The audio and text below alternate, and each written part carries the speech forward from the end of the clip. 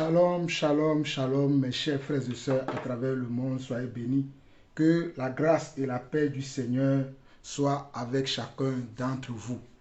Nous bénissons encore le Seigneur pour ce privilège, cette opportunité qu'il nous donne encore aujourd'hui, afin que nous puissions partager sa parole, afin que nous puissions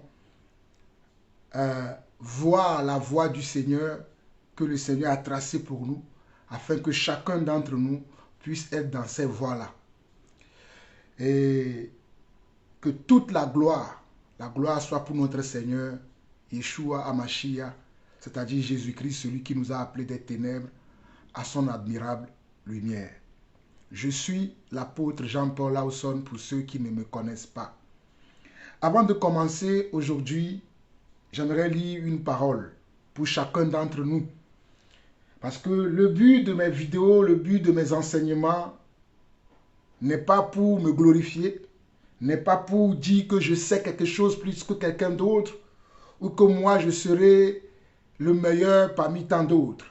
Mais le but de mes enseignements, de mes exhortations, de mes censures et de mes reproches à certains d'entre nous, c'est de nous amener à rentrer dans la voie du Seigneur. C'est de nous amener à marcher selon le Saint-Esprit. C'est de nous amener à marcher selon la parole de Dieu. Alors pour ce faire, j'aimerais lire une parole aujourd'hui. Luc chapitre 1. Luc chapitre 1. On va lire du verset 1 au verset 4 qui dit ceci. Plusieurs ayant entrepris de composer un récit des événements qui se sont accomplis parmi nous, suivant ceux qui nous ont transmis dès le commencement. Attendez, je lis mal. Le verset 2 dit, suivant ceux qui nous ont transmis, ceux qui ont été des témoins oculaires dès le commencement et sont devenus des ministres de la parole, il m'a aussi semblé bon, après avoir fait des recherches exactes sur toutes ces choses depuis leurs origines, de te les exposer par écrit d'une manière suivie, excellent Théophile, afin que tu reconnaisses la certitude des enseignements que tu as reçus. Voilà ce que l'apôtre, c'est pas l'apôtre, mais c'est un accompagnateur, c'était un médecin.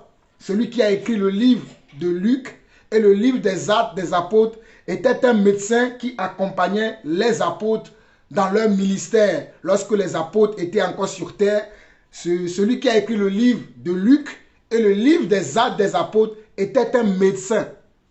Il était un médecin qui accompagnait Paul et Barnabas dans leur ministère. Il a beaucoup surtout accompagné Paul. C'est lui qui écrit ce livre de Luc, le chapitre 1, dans lequel, avant de commencer son livre, regardez ce qu'il dit qui est important. Il dit, plusieurs ayant entrepris de composer un récit des événements qui se sont accomplis parmi nous, suivant ce qui nous ont transmis. D'abord, suivant ce que nous ont transmis, ceux qui ont été des témoins oculaires dès le commencement et sont devenus des ministres de la parole de Dieu. Il m'a aussi semblé bon, il m'a aussi à moi, Luc le médecin, après avoir fait des recherches exactes. Parce qu'il y a des recherches qu'on peut faire, mais des recherches, nos recherches peuvent être inexactes. Mais lui, il dit, j'ai fait des recherches exactes sur toutes ces choses depuis leur origine, de te les exposer par écrit d'une manière suivie, excellent Théophile, afin que tu reconnaisses la certitude des enseignements que tu as reçus. Regardez le verset 4, c'est très important le verset 4. Le verset 4, il dit, afin que tu reconnaisses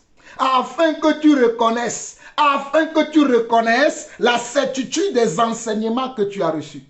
Alors mes chers frères et sœurs à travers le monde, je cherche à ce que vous ayez la certitude des enseignements que vous recevez. Dans mes vidéos, dans les dénonciations dans lesquelles je suis en ce moment. Le but, c'est que vous ayez la certitude, vous ayez la confirmation du ciel, que ce que vous attendez, ce que vous croyez, ce que vous pratiquez, que cela est exact. Que cela est selon les enseignements que Jésus a donnés aux apôtres et que les apôtres nous ont transmis. Moi, je l'ai fait cet exercice. Et je me suis rendu compte que les enseignements que nous écoutons aujourd'hui, venant des faux prophètes, venant des faux pasteurs, venant des faux apôtres, venant des faux évangélistes, venant de certains chrétiens, de certains soi-disant disciples de Christ, sont fausses, sont faux. Et cela me désole beaucoup. Mais je dois me tenir à mon poste en tant que serviteur de Dieu aussi, afin de redresser, de ramener, de rapprocher les gens toujours à la parole de Dieu.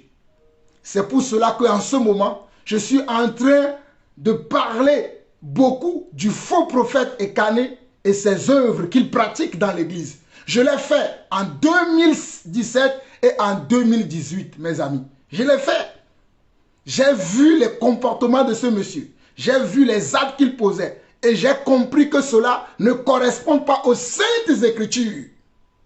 Et je l'ai dénoncé. Je passe mon temps à enseigner et à dénoncer. Ce qui me désole encore le plus, c'est que je vois que les chrétiens n'aiment pas la vérité. Bon, pas eux tous. Certains chrétiens n'aiment pas la vérité. Certains croyants n'aiment pas la vérité. Ils aiment qu'on leur raconte des chimères. Ou bien ils aiment, lorsque nous parlons de faux prophètes, vous allez voir, ils vont se ruer sur ces enseignements-là. Mais lorsque nous enseignons la vérité de Dieu, vous n'allez pas les voir. Ils préfèrent aller voir les faux prophètes. Ils préfèrent aller entendre les chimères, les commérages, les candidatons, les campansratons des gens. Mais s'asseoir et écouter la vraie parole qui va nous fortifier, la vraie parole qui va nous enseigner la voie de Dieu, la vraie parole qui va nous amener dans le chemin de Dieu, dans le sentier du Seigneur, beaucoup ne veulent pas écouter ça. Beaucoup n'aiment pas écouter ces genres d'enseignement. Ils préfèrent écouter les chimères, ils préfèrent suivre ce que ces soi-disant prophètes de Baal, vendeurs d'illusions, leur servent dans leur boutique qu'ils ont appelée l'église ou qu'ils appellent des ministères. Cela me conduit encore à vous lire un passage dans 2 Corinthiens chapitre 3. 2 Corinthiens chapitre 3, le verset 5. Je bénis le Seigneur. 2 Corinthiens chapitre 3, le verset 5 dit ceci. Je vais vous lire ça. 2 Corinthiens chapitre 3, le verset 5 dit: oh alléluia, béni sois-tu Père.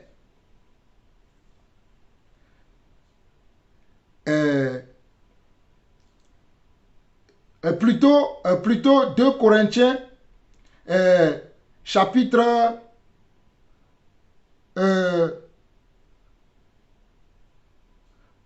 3, le verset 3 qui dit: vous êtes manifestement une lettre écrite. Je dois relire correctement. 2 Corinthiens chapitre 3, le verset 3 dit: vous êtes manifestement une lettre de Christ, écrite par notre ministère. Écoutez bien, vous êtes manifestement une lettre de Christ, écrite par notre ministère. Vous êtes manifestement une lettre de Christ, écrite par notre ministère, non avec de l'encre, mais avec de l'Esprit du Dieu vivant, non sur des tables de pierre, mais sur des tables de chair, sur des cœurs. Voilà le travail que les apôtres ont fait. Notamment, un de mes modèles préférés que j'aime tant, l'apôtre Paul. Il dit ceci, 2 Corinthiens 3, le verset 3, il dit: vous êtes manifestement une lettre de Christ, écrite par notre ministère, non avec de l'encre, mais avec de l'Esprit de Dieu, avec l'Esprit de Dieu vivant, non sur des tables de pierre, mais sur des tables de chair, sur les cœurs.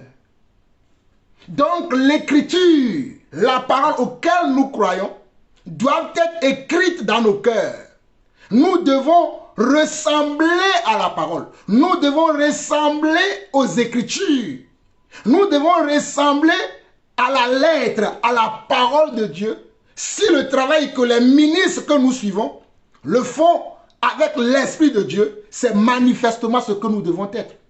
Si nous sommes autre chose, cela veut dire que le travail que les ministres que nous écoutons Quand je dis les ministres, je parle des serviteurs de Dieu. Les serviteurs de Dieu que nous écoutons, que nous suivons, ne font pas le travail de Dieu. Ne nous trompons pas, mes chers frères et sœurs. Ne nous trompons pas. Voilà pourquoi dans Philippiens chapitre 1, Philippiens chapitre 1, je vais vous lire un passage aussi dans Philippiens chapitre 1, le verset 15. Philippiens chapitre 1, le verset 15, Paul dit, oh alléluia, quelques-uns, il est vrai, prêchent Christ par envie et par esprit de dispute, mais d'autres le prêchent avec des dispositions bienveillantes. Écoutez bien, Philippiens 1, verset 15.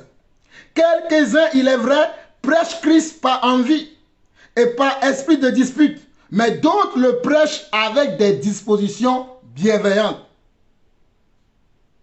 Vous voyez, il y a des gens qui prêchent l'évangile avec l'esprit de dispute, mais il y en a d'autres qui le prêchent avec comment? Avec des dispositions bienveillantes. Avec des dispositions bienveillantes. Et voilà pourquoi je parle de ces choses avec une rigueur, avec beaucoup d'empressement et avec beaucoup de rigueur lorsque je parle de l'évangile.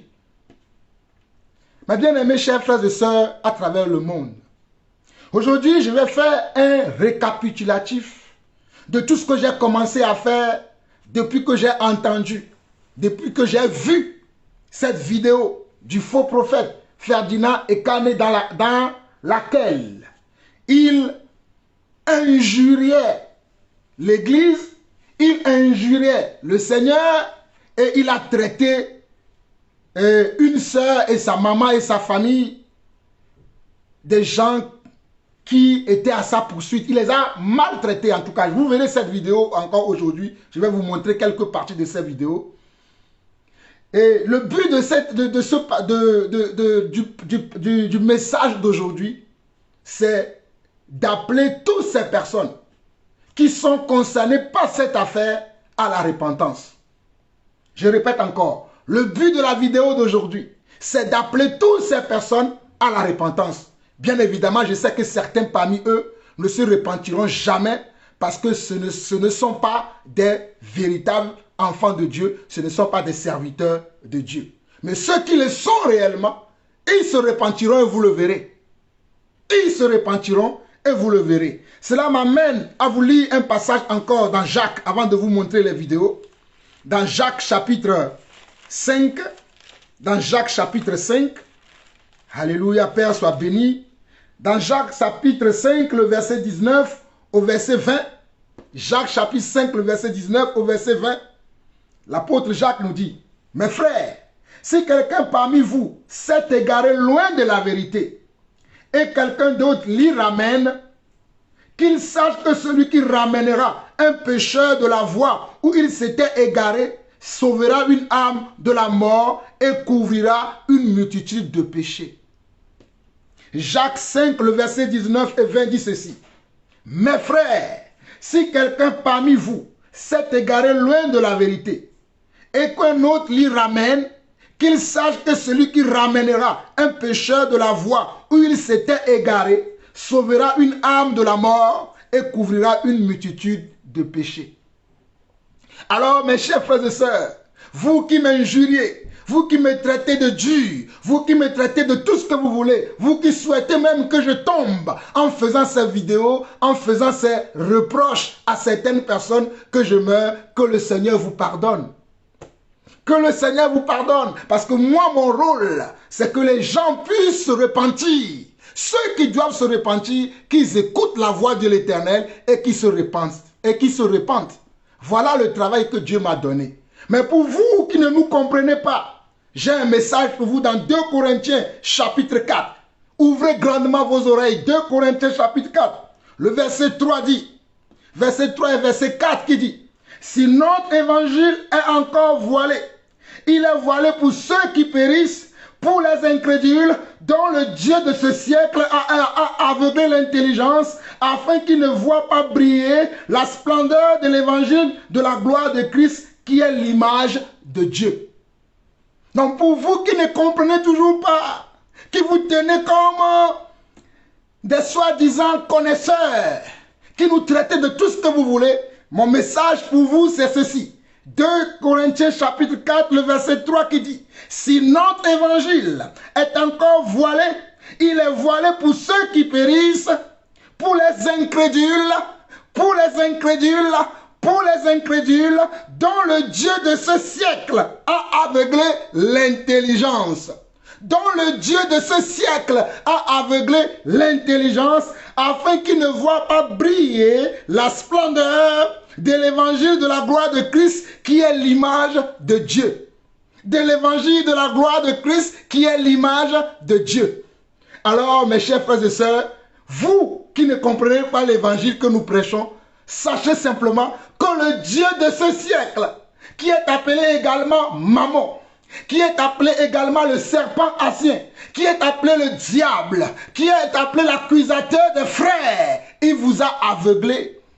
Parce que Jésus dira lui-même que nous sommes dans le monde, mais nous ne sommes pas du monde. Nous travaillons, nous faisons nos affaires dans le monde, mais nous ne sommes pas du monde.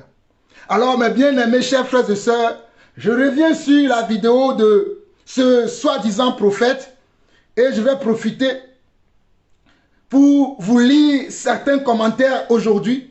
Mais avant de vous lire ces commentaires-là, j'aimerais d'abord vous montrer les vidéos et je ferai quelques courts commentaires et je vais vous lire, si le temps nous le permet, je vais vous lire quelques conseils que j'ai tirés sur le net, sur les personnes qui sont pervers.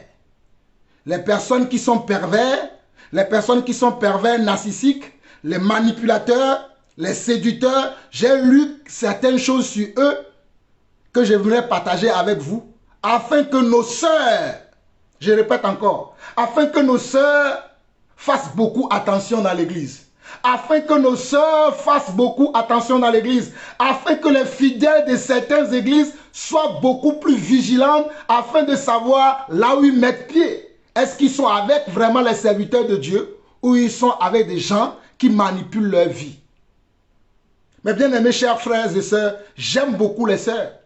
J'aime beaucoup les sœurs dans l'église. Plusieurs fois j'étais en évangélisation, dehors dans les rues. Et quand souvent je suis attaqué dans les rues, vous allez voir des hommes, des frères hein, qui vont dire qui t'a envoyé dans la rue, qui t'a dit d'aller prêcher l'évangile dans la rue. J'ai toujours eu des sœurs derrière moi qui m'ont toujours assisté, accompagné. Des fois un jour, je me souviens de ce jour-là, j'ai été arrêté dans une gare en train de prêcher l'évangile. Ce jour-là, j'ai vu plein de hommes m'insultant, me disant beaucoup d'atrocités. Mais il y en avait toujours des mamans, des soeurs. Il y en avait ce jour-là une maman, une soeur qui est venue, qui m'a dit, mon fils, sois encouragé dans ce que tu fais. Continue le travail que tu fais. Voilà pourquoi lorsque je vois qu'on maltraite les sœurs, on parle mal des sœurs, on fait des choses pour tromper nos sœurs dans l'église, ça me touche énormément. Parce que même notre Seigneur Jésus, lorsqu'il était sur terre, les personnes qui l'ont beaucoup soutenu dans son ministère, ce sont des femmes. À part les apôtres qui étaient avec lui, ce sont les personnes qui ont beaucoup soutenu Jésus dans son ministère. Allez lire Luc chapitre 8. Nous n'avons pas le temps, mais allez méditer Luc chapitre 8. Vous allez voir que ce que je suis en train de vous dire n'est pas une bêtise que je raconte. Que le Seigneur vous bénisse. Alors nous allons voir la vidéo de ce pasteur, la première vidéo qu'il avait fait, qui m'a fait sortir et que j'ai parlé de cette vidéo. Nous allons le voir et après nous allons commenter. Soyez patients. La vidéo arrive.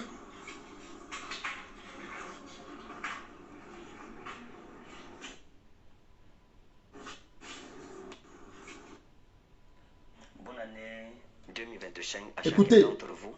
Que la main de Dieu et sa grâce qui surpasse l'eau et l'argent vous soient abondamment accordées dans le nom précieux souverain de Jésus-Christ de Nazareth. Nous avons vécu en 2024 des hauts et des bas. On a connu des moments de joie, des moments de complications aussi. Mais nous sommes restés fermes dans notre foi, à cause de la confession de notre foi et à cause de l'abnégation que nous avons à servir le Seigneur Jésus. Il nous a permis par sa grâce de voir l'année 2025, ce que nos ennemis n'avaient pas souhaité. Dans l'adversité, dans les conspirations multiples de nos ennemis, le Seigneur nous a accordé la grâce de voir 2025. Voilà pourquoi je me dois de vous souhaiter une bonne année 2025. Que ce soit une année de joie, une année de paix, une année de grande réalisation pour chacun d'entre nous et pour nos familles, dans le nom précieux souverain de Jésus. Pour moi, l'année 2024 n'a pas été une année facile à cause de certaines rencontres, à cause de certains choix que j'ai eu à faire, dont je porte l'entière responsabilité. En octobre 2023, j'étais invité par un frère et ami à Lille, où j'ai vu pour la première fois Maman Alexandra. Et donc pendant que j'étais en train de rendre le ministère, je l'ai vue et j'ai demandé à son père spirituel qui m'avait invité qui est cette jeune femme. Et il m'a dit c'est une de mes filles, elle est très sérieuse, elle est bien. Et il savait qu'à l'époque, je cherchais une femme que je voulais épouser. Alors je lui ai dit, j'aimerais après le culte, si tu peux l'inviter dans ton bureau pour que je la voie de plus près. Et ce soir-là, il avait oublié. Le lendemain, j'ai rappelé ça plutôt à son épouse qui apporte la chose à cœur. On a blagué sur ça. Je lui ai dit, toi, tu ne prends pas le problème de ton frère à cœur. Alors après le culte du deuxième jour, je pense, son épouse a invité Maman Alexandra dans le bureau. Nous étions trois. Et je l'ai vu de près. Et c'était quelqu'un de bien. Je l'ai beaucoup apprécié. Et je devais recevoir les gens. Et pendant ces réceptions, elle faisait partie de ces personnes. Parce que je voulais savoir qui elle était, comment ça allait, comment elle vivait. Mes frères et sœurs, vous voyez le sérieux que ce monsieur adopte dans cette vidéo lorsqu'il nous narre cette histoire. Lorsqu'il nous raconte cette histoire, vous voyez le sérieux qu'il a, l'attitude, les gestes qu'il fait. N'oubliez pas que non seulement qu'il y a la communication verbale, il y a aussi la communication. J'espère que vous connaissez ces choses. Hein. À part la communication verbale, il y a aussi d'autres formes de communication. Donc, observez bien ce que ce monsieur dit. Je ne vais pas vous faire écouter toute la vidéo parce que ces vidéos-là, je les ai commentées avant, point par point. Mais aujourd'hui, pour vous rafraîchir la mémoire, afin de vous appeler à la repentance et afin de vous montrer vraiment le mensonge, la séduction qui est cachée derrière toutes ces choses, il était nécessaire que je revienne sur ces choses. C'est pour ça que je suis revenu. Donc, je vais avancer rapidement. Mais celle qu'il a fait il y a 2 jours, celle-là, je vais vous la faire écouter du début jusqu'à la fin. Parce que celui-là vous sert simplement de jugement. C'est-à-dire, à partir de celui-là, vous allez pouvoir être capable de juger la seconde que je vais vous mettre. Donc, je vais avancer. Un peu, un tout petit peu. J'ai pleuré pendant 1h30, c'était vraiment très intense. Attendez. Je pleure pas trop pour les filles.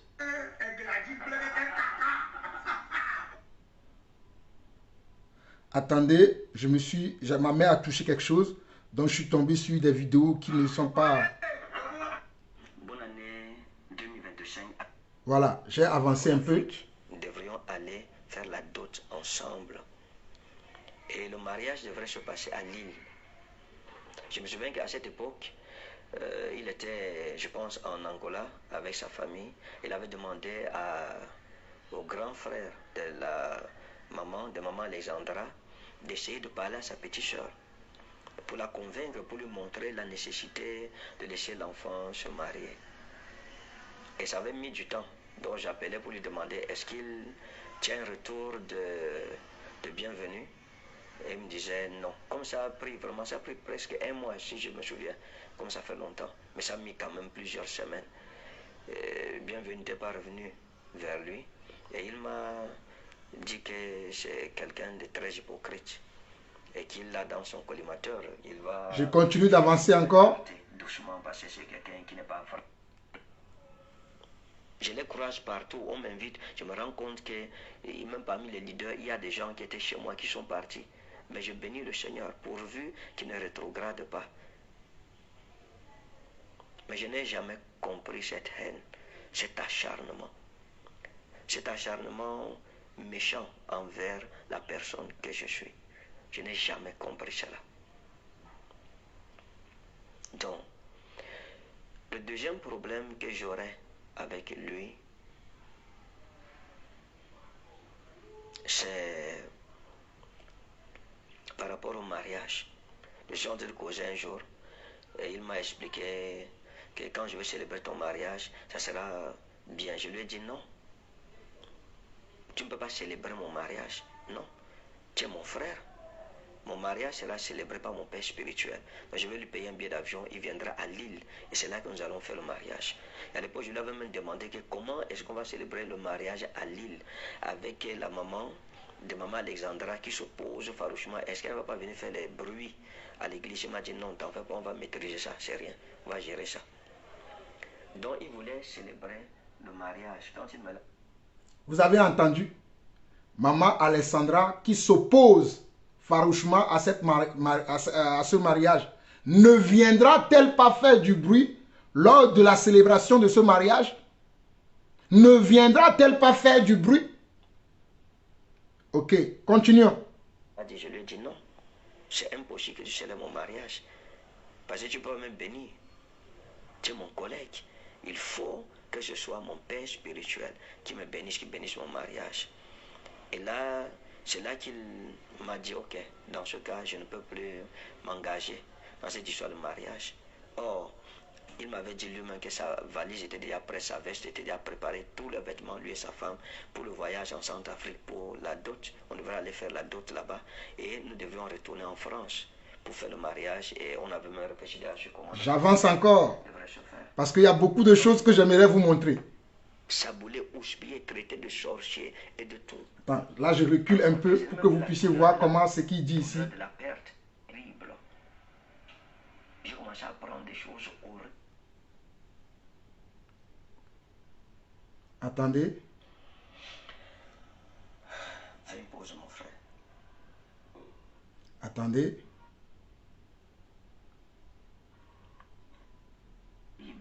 Dis-tu ma personne. Quel est mon péché?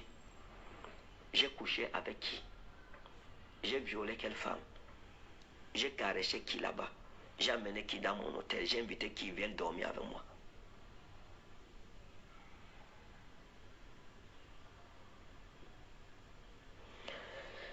Après toutes ces choses, lorsque j'ai rencontré maman Alexandra, elle m'a parlé d'un problème clinique qu'elle avait.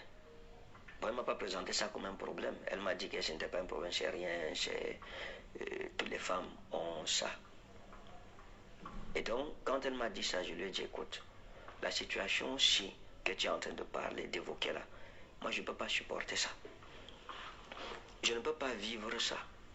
Pourquoi? Parce que je viens de vivre une situation que je ne peux pas souhaiter à mes ennemis. Je ne veux même pas souhaiter ça à mes ennemis. J'ai perdu une femme. Les gens m'ont taxé de tout. Ça m'a pris 12 années de ma vie. 7 ans de maladie où je me suis battu. J'ai dépensé d'énormes sommes d'argent. J'ai été à ses côtés. C'est moi qui la lavais. C'est moi qui la nourrissais. Et après, elle est partie. J'ai fait près de 4 années de veuvage. 4 années où j'ai été insulté, crucifié, saboulé, houspillé, traité de sorcier et de tout. En sorte que ce n'est même plus la douleur de la perte de l'être aimé qui vous détruit de l'intérieur. Mais c'est la méchanceté que les hommes disent de vous. Écoutez. Mais Dieu n'a point permis que cette situation m'anéantisse. Je me suis relevé de mes cendres. Et je lui ai dit, comme je suis en train de me relever de mes cendres, pour moi, je ne peux plus jamais admettre dans ma vie vivre une telle chose 2 fois. Même à Dieu, je lui ai dit, cette épreuve-là, la coupe-là, je ne peux plus la boire. Si tu m'imposes encore cette coupe, je préfère démissionner du ministère que de passer encore par le feu par lequel je suis passé. Donc, je lui ai dit que si c'est une situation qui peut me faire encore repasser par où je viens de sortir, à peine je viens de sortir que je dois replonger, je lui ai dit non, je ne peux pas. Elle m'a dit non, non, c'est rien, ne t'inquiète pas, c'est zéro, c'est pas une maladie, c'est rien. J'ai donc appelé son papa, son père spirituel. Et je lui ai dit, ta fille m'a dit qu'elle a tel problème. Et tu connais d'où je viens. Tu connais la galère, la misère, la souffrance dans laquelle je suis venu. Comment les gens se sont soulevés contre moi dans les réseaux sociaux, faire des vidéos et tout cela, des injures par là, des accusations par là. Je lui ai dit, je ne peux pas revivre la même situation 2 fois dans ma vie. Il m'a dit, n'aie pas peur, il n'y a rien du tout. Dieu ne permettra pas, ton Dieu est fidèle, il ne permettra pas que tu revives la même situation. Donc, tu peux avancer. Tu as ma bénédiction, n'aie pas peur. Mais jusque-là, j'avoue que j'étais un peu à chaque fois sceptique. Et donc, je pense que c'était fin 2023. Je pense que c'est 2023, là au début 2024. Je leur ai demandé à Alexandra d'aller faire un examen, un bilan de santé parce que je voulais voir ce que l'hôpital disait. Elle allait à l'hôpital, à l'époque, elle m'a envoyé la vidéo du médecin. Et le médecin disait que non, c'est rien, on peut vivre avec. Et puis elle m'a dit, tu vois, ça veut dire tout. Et la situation est allée comme ça. Donc quand sa maman apprend que je veux l'épouser, elle s'est soulevée contre moi. Ça n'a pas été facile pour moi. Pas seulement elle, une bonne partie de la famille. Écoutez bien. Les moments les plus difficiles de ma vie. Les moments les plus durs. Les moments les plus compliqués de ma vie. J'étais insulté. J'étais méprisé. Mon amour propre a été bafoué, mon ministère traîné dans la boue. On m'a dit de toutes les paroles. Des menaces de mort. Littéralement. J'ai reçu un appel du petit frère au père de maman Alexandra, qui est là-bas en Europe, en France, qui m'a dit clairement, nous allons te traquer comme on traque une proie. Il fallait te renseigner sur notre tribu en Centrafrique. Nous, quand on met quelqu'un là, on va le détruire. Et nous, nos dents, ce n'est pas les dents du pitbull, c'est les dents du requin. Donc nous allons vous traquer, on va vous assassiner, on va vous tuer physiquement, on va vous éliminer. Parce que nous, quand on traque une proie, tant qu'on n'a pas éliminé, on ne s'arrête pas. Donc des menaces de mort directes, des accusations de sorcellerie. J'entends dire que j'ai enlevé une femme, une jeune fille qui habitait avec sa mère. Écoutez bien, écoutez. Et je l'ai arraché de sa mère sans rien respecter. C'est faux. Je n'ai rien fait par moi-même. J'ai tout fait en respectant les principes du mariage en Afrique. Ce n'est pas le premier mariage où la mère ou le père s'oppose. Non, c'est arrivé plusieurs fois. Il n'y a rien que j'ai eu à faire sans les directives des grands-parents et de la famille à Bangui. Non. Lorsque la maman de maman Alexandra s'opposait au mariage, c'est la famille. Ce sont ses parents qui m'ont encouragé. Ils m'ont dit, elle ne peut pas épouser sa fille. C'est notre fille, c'est nous qui l'avons mise au monde. Il faut venir, on va bénir votre mariage. Après, elle comprendra. Nous allons lui parler après. Donc lorsqu'elle quitte de l'île, elle quitte. C'était pas une chose entre moi et elle, non. Elle était en communication avec sa famille, ses grands-parents, ses tantes à Bangui, et qui l'ont encouragé, qui lui ont dit non, tu ne peux pas, nous sommes avec toi.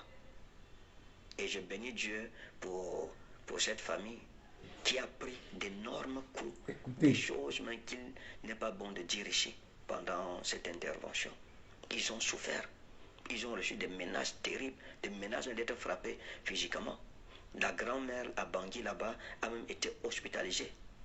Elle a été menée aux urgences à cause de cette histoire. Mais ils m'ont dit, ne te décourage pas, ne nous lâche pas. Parce que si tu nous lâches maintenant, là, c'est sur nous que la honte viendra. Donc lorsqu'elle quitte l'île où elle était avec sa mère, c'est avec la bénédiction de ses grands-parents et de ses tantes qui sont du côté, qui sont en Afrique. Tout s'est passé, il y avait une communication. On va dire que j'allais enlever quelqu'un, c'est faux. Ils m'ont encouragé parce que moi-même, à un moment, ça me posait des problèmes. Elle me posait la question de savoir, j'espère que tu ne vas pas me lâcher. Parce que c'était compliqué pour moi. Les choses horribles que sa mère disait contre moi, que son grand frère bienvenu disait contre ma personne. Ces choses terribles. La calomnie qu'on répandait sur moi, que je suis sorcier, je l'ai épousée pour remplacer l'autre que j'ai tué, pour la sacrifier, elle aussi, tout ce que j'ai... Mes frères, je suis en train de vous amener quelque part. Frères et sœurs, j'espère que vous suivez attentivement ces vidéos. Je vais encore avancer sur celle-là pour arriver sur les choses principales que vous devez écouter ici. Et après, je vais vous jouer l'autre vidéo. Je vais encore avancer un tout petit peu.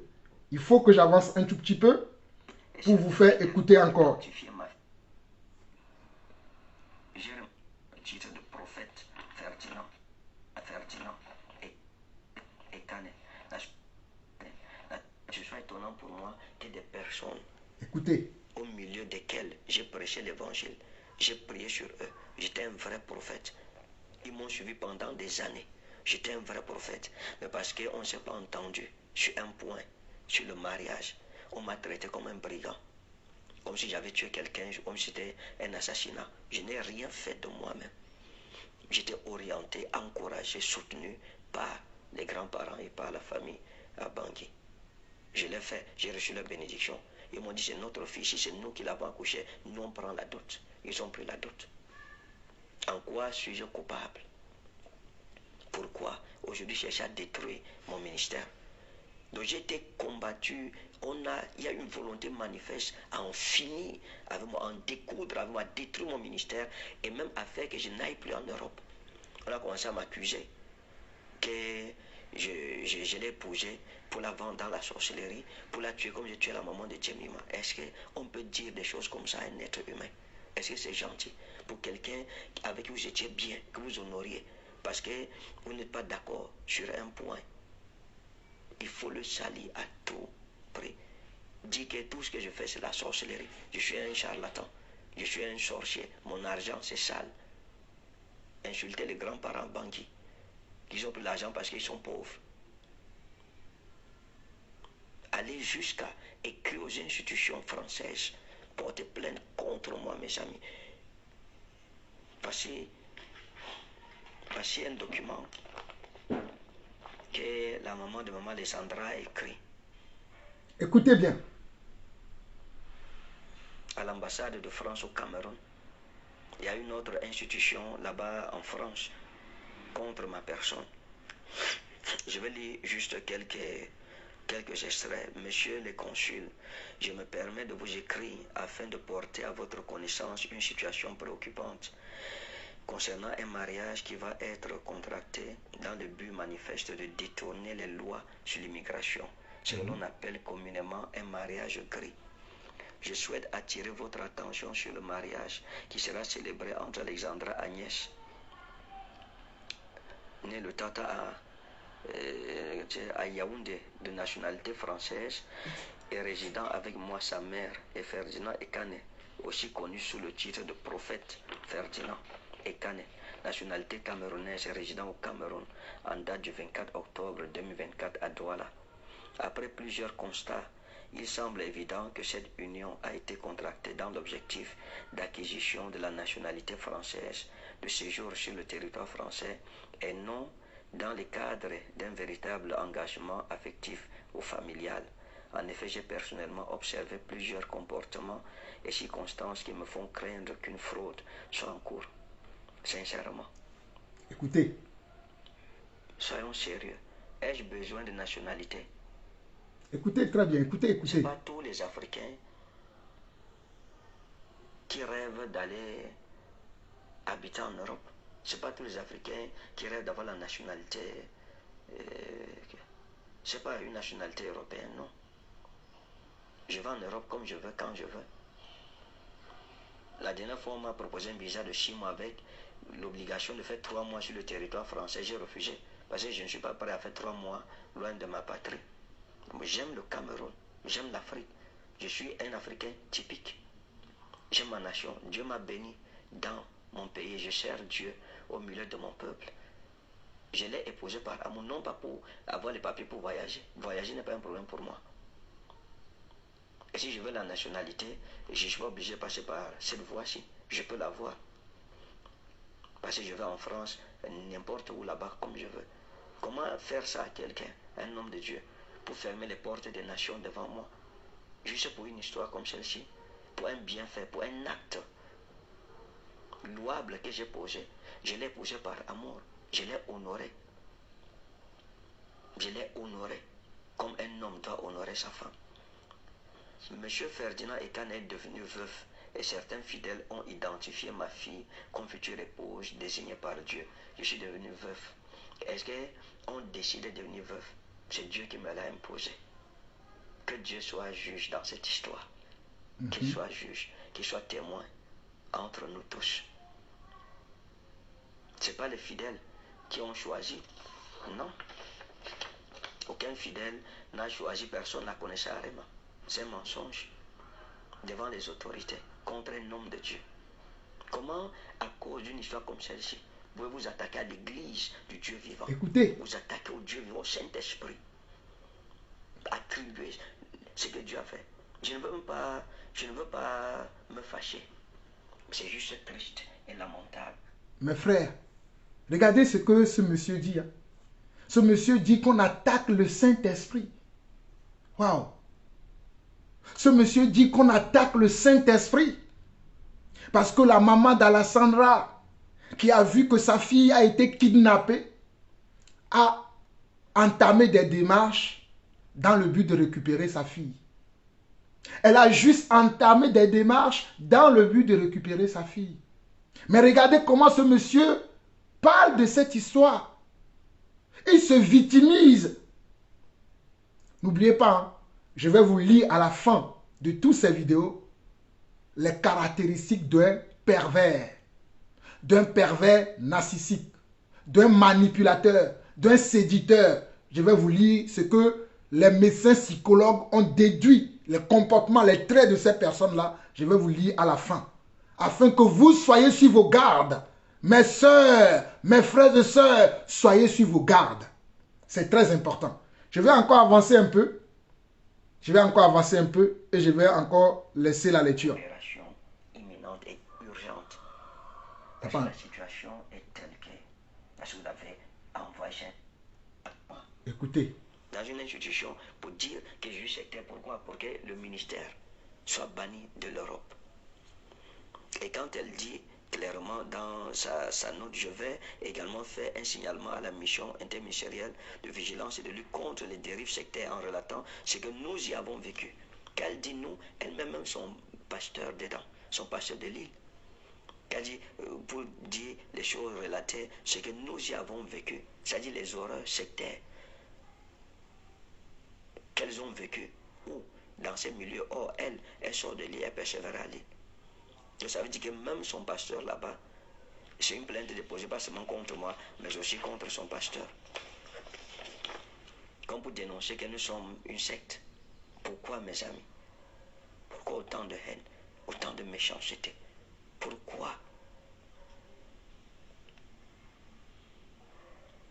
Je vous prie de bien vouloir examiner cette situation avec la plus grande attention et de prendre des mesures nécessaires. Le message est clair. Écoutez, écoutez là. Dans tous les cas, ceci montre tout simplement la volonté de détruire ma personne, de m'anéantir. Je me disais quelque part qu'après le mariage, quand même, les choses se calmeraient. Mais rien n'a changé après le mariage. La famille Abangui a continué d'être menacée. J'ai continué à être traité d'un sorcier, d'un méchant, et d'être accusé littéralement que c'est moi qui ai tué la maman de Djemima et que j'ai épousé leur fille pour la vendre aussi dans la sorcellerie. Et je me souviens, une fois, la maman de maman Alessandra a dit à sa tante, à Bangui, que vous aurez la mort de ma fille sur vos consciences. Parce que vous l'avez envoyé chez un sorcier. Il va la tuer. Bientôt, elle va mourir. Dans ces circonstances, un jour,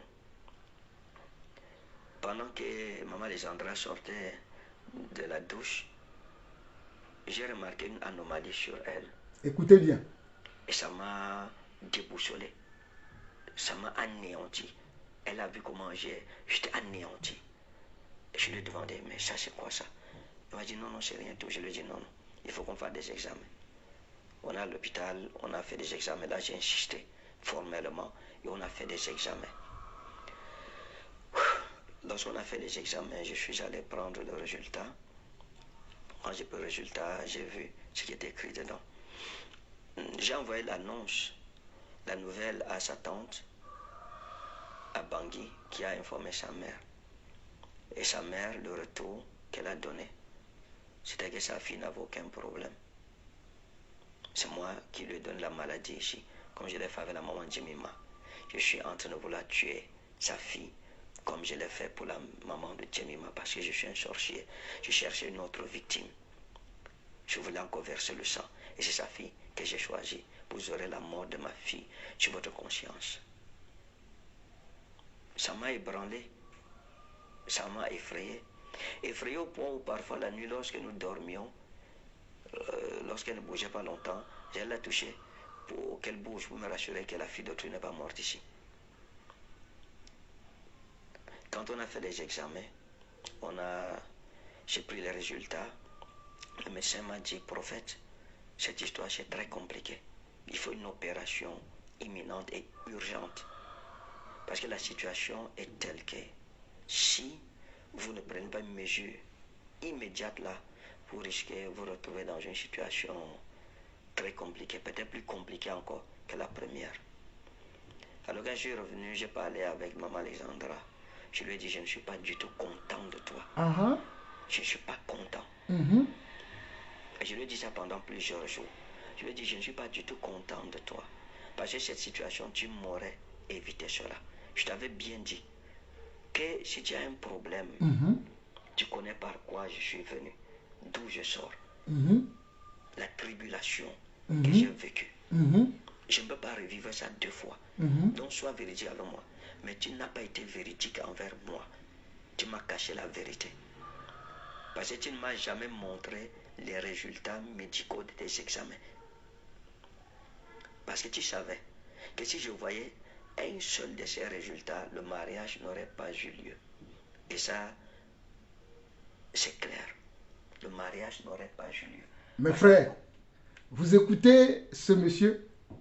Vous écoutez le sérieux dans cette vidéo? Vous écoutez les plaintes de ce monsieur? Vous écoutez les propos, les dires de ce monsieur? Vous écoutez bien? J'espère que vous l'écoutez bien. Parce que dans l'autre vidéo, il va dire qu'il n'a pas dit ce qu'il a dit là. Il va dire qu'il n'a jamais dit ces choses-là. Donc, j'espère que vous écoutez bien. Je vais avancer encore un tout petit peu. C'est là que m'a sorti le résultat. Je lui ai dit, si j'avais vu ce résultat, je ne serais pas engagé. Écoutez bien à partir d'ici. Écoutez très bien. Écoutez très bien. Fais une pause, mon frère. Écoutez. J'ai expliqué à Maman Alexandra que tu m'as mis dans une situation terrible. C'est un peu comme si j'étais piégé. Je t'avais dit, si c'est quelque chose de sérieux, ce que je pense là, moi je ne peux pas m'engager dedans maintenant. Je ne peux pas. Parce que j'ai fait 12 ans, perdu 12 ans, investi 12 ans, 7 ans où j'étais avec la maman de ma malade. J'ai souffert, j'en ai souffert. Et 4 ans de veuvage où j'ai souffert. Ma famille a souffert avec moi. Mes amis ont souffert avec moi. Tout notre ministère a souffert. Les membres de notre église en ont souffert. Et ce n'est pas une voie, une souffrance que je peux accepter moi-même revivre là maintenant, ou faire encore entrer les gens dans le même engrenage mortel. Non. À peine je viens de me marier, et à peine on entend encore que il est encore à l'hôpital avec sa femme. C'est une histoire d'opération. Mais je lui ai dit, mes ennemis, je leur donnais du pain sur la planche. Je leur donnais de quoi encore me crucifier. Les gens diront quoi? Ah, cette fois-ci, il était trop pressé, il n'a même pas attendu longtemps. Quelques mois seulement, il a sacrifié celle-là. Et avec ta famille qui dit que je suis sorcier, c'est ton étoile que je suis en train de vouloir voler. Pour pouvoir aller en Europe et tout cela, je veux te tuer. Comme j'ai tué la maman, le Djemma, je lui ai dit, ces prédispositions hostiles contre ma personne ne me donnent même pas la possibilité de risquer une telle situation. Maintenant, le médecin dit qu'il faut une opération urgente. On ne sait pas comment les opérations peuvent se passer. Je lui dis que ta mère qui nie ton état aujourd'hui, on t'amène pour t'opérer, on va dire quoi? Notre fille n'a aucun problème maintenant depuis, elle vient à peine de se marier, la voilà dans un bloc opératoire pour une histoire qui était là avant que je ne te connaisse, mais dont tu n'as pas voulu me parler. Parce que tu te disais que si tu me dis, il n'y aurait pas eu le mariage, tu avais peur de perdre le mariage. Il fallait être vrai envers moi. Tu n'as pas eu pitié de moi ni de mon ministère. Maintenant, qu'est-ce qu'il faut faire? Je ne peux pas m'engager, prendre le risque avec des accusations de sorcellerie si violentes venant de ta famille. Ta mère, son grand frère, du côté de ton père, ces personnes qui m'accusent sans me connaître. Je ne peux pas. J'ai une réputation aussi à préserver. J'ai un ministère à préserver. J'ai un cœur à préserver. J'ai une famille aussi à préserver. On va dans de bonnes intentions et après on se retrouve piégé comme un petit rat. Et je lui ai dit, je ne peux pas prendre ce risque. Je sais pas, les opérations, les gens sont allés s'opérer pour la dent, ils sont morts. La femme de Pasteur Marcelo est allée pour un rien, elle n'est pas revenue. On ne sait pas ce qui est derrière. Là, si l'opération se passe mal parce que tu n'as pas supporté un certain produit, on va mettre ça sur la tête de qui? Ça sera le prophète Ekane. Le sorcier, il a encore sacrifié. Mais l'opinion publique va dire quoi sur ma personne? Mes ennemis diront quoi? Ça va confirmer. Même ceux qui ont été avec moi la première fois, qui ont enduré les salves de haine, de destruction massive contre ma personne, vont dire quoi? Supposons que l'opération se passe bien. Et après, il y a une récidive. Je fais comment? J'entre où? Avec ce fardeau. Pourtant, si tu m'avais dit, tu pouvais m'éviter ça. Simplement. Quand, si tu m'avais montré ça, ce qui est sûr, le mariage n'aurait pas eu lieu. Écoutez, hein. Aujourd'hui, j'ai pris du temps pour réfléchir et beaucoup de recul. Au vu de toutes ces accusations de sorcellerie, de toute cette calomnie contre ma personne, quand vous l'avez vu, jusqu'à écrit contre moi, me porter plainte. Je suis fiché. Mon nom est écrit là-bas comme un sectaire. En Europe, ça ne blague pas. Et il faut dire que dans cette même lettre, elle a envoyé un extrait d'une confession de sorcellerie pour dire aux autorités françaises, regardez ce qu'il fait. C'est un sorcier. Les choses qu'on a priées pour un enfant, vous délivrez l'enfant, vous tournez ça contre moi, devant les autorités françaises, sachant que les Blancs, les Européens, eux ne connaissent rien de la délivrance. Devant l'enfant parle de sorcellerie, c'est mon père qui m'a dit que j'ai tué ma mère et tout. Du coup là, pour eux, ils vont dire, d'accord, c'est une secte. Ils ne connaissent pas que c'est la délivrance, vous le connaissez, mais vous tournez ça contre moi. Une personne qui parle faire une telle chose peut me tuer. Je me sens en danger. Je me sens en danger. Ils ne m'ont épargné en rien. Ils n'ont eu compassion de moi en rien. Je n'ai pas posé un acte répréhensif par la loi. J'ai posé une femme en bonne et due forme. Et j'étais accompagné par sa famille. Devant une telle situation maintenant, avec le bilan, le résultat médical qui demande une opération urgente et qu'on dise que c'est moi qui suis la cause de cette maladie parce que je veux l'éliminer, la sacrifier. Je ne peux plus faire un pas en avant.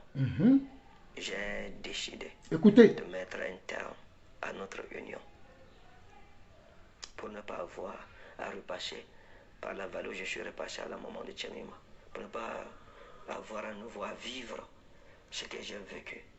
Pour rien au monde, je n'accepterai plus jamais cela. Et pour rien au monde, je n'admettrai plus à personne de me traiter n'importe comment.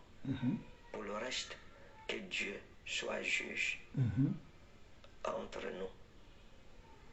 Si je suis sorcier, comme vous l'avez dit, vous remporterez cette bataille. Mais si depuis mon enfance, l'âge de 16 ans, je ne me suis jamais détourné ni à gauche ni à droite, et que j'ai servi le Seigneur Jésus de tout mon cœur, il me justifiera aussi. Mais je ne peux pas accepter passer par là. Écoutez bien. Donc j'ai pris ma décision. Je pense que c'est triste, c'est malheureux, mais c'est important pour moi.